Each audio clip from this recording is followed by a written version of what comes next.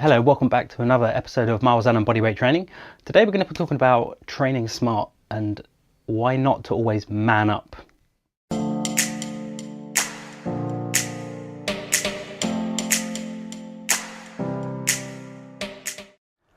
So as I said, today's episode is going to be about how to train smart. It's a little bit different to one of the last videos that I made, which is about optimizing your training and the best way of training or going about it.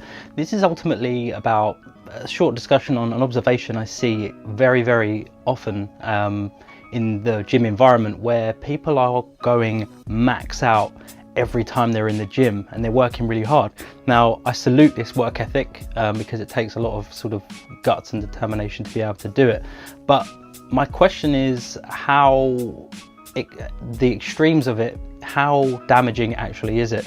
Now, from competing at sort of sport where you're sort of forced to train at sort of maximum, or you're at least expected to train at a maximum sort of capacity every time you train, you leave yourself open for burning out. Now, ultimately what this means, it just doesn't mean fatigue in the body. It means really just attacking the central nervous system and just completely annihilating it. What that actually means is that you're then less effective to train how you want to train, and actually it sort of hinders progression. Now, something I see a lot, and especially hear a lot, is the phrase manning up. And again, it ties into this sort of mentality of when you're at the squat rack or you're deadlifting, everything is supposed to be 100%. Now, don't get me wrong, there is always scope to be intense and test yourself and see where you physically are as a human. But doing this day in and day out actually isn't very effective to long-term gains and progression. An idea of something that I would adopt, for instance, is every time you finish a training session, for instance, is having enough in the bag that you could do technically one more set. What this allows for is actually more volume. Even if you're doing a double session in any given day, it enables you to ultimately rest and recuperate between the sessions and go back at it, and that way you achieve volume. Now, the advantage of volume is repetition and practice. So whatever it is you're doing, you're getting additional practice, you're getting more of it. Now, if you believe in the 10,000 hour sort of scope of doing something or mastering something, if you spend 10,000 hours of doing whatever it is, you will ultimately become a master at it. Now, going all out and training intense every single session leaves yourself open for injury, which we've spoken about before, and of course no one wants to be injured. Not only is it bad to be injured, ideally, it means that you also can't train. Okay, so what happens in a lot of people is they go all out with maximum intensity, they pick up an injury through overuse ordinarily, and then they're set back.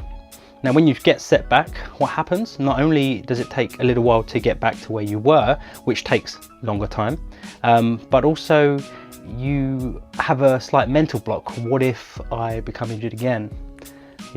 Or some people completely ignore their injury and continue, I've got a bad knee, but I'm still going to squat. I'm not sure why you would do that, but a lot of people do. Then you end up wearing yourself out physically as well as mentally, and it doesn't do a whole load of good for your sort of mental capacity. What I might add to focusing your intensity on certain aspects of your training is actually making sure that you're getting to the gym and you're trying to optimize your work-life balance, for instance, to be as effective as you can, where going and partaking in whatever your chosen activity is. I think that's more important in terms of dedication, rather than just going, I'm a beast and I'm going to train as hard as I physically can.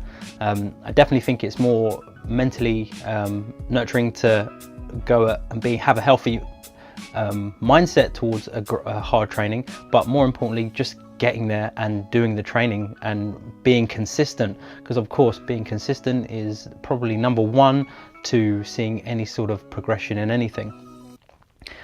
So I'm just going to leave this video here today. once again, thank you for watching. I know it's been an incredibly long time since I've actually done one of these videos.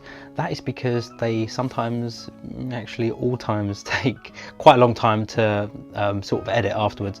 So a lot of my time gets fulfilled with my day job and or training, and sometimes there's not enough time left for making these videos. So I'm going to try my hardest to get back to making videos again. And also I've just changed gyms recently, so I'm trying to figure everything out as to how I can go about getting my filming and everything done, because people like to photobomb me. I don't know why. So if I'm trying to do something and someone just like walks right in front of the camera, I tend to get a little bit upset. So I'm just trying to optimize it to allow that not to happen. Maybe put up some cones around me, I don't know. But yes, if you enjoyed the video, like and subscribe and share it, and I will try my hardest to come up with more regular content. Thanks very much for watching.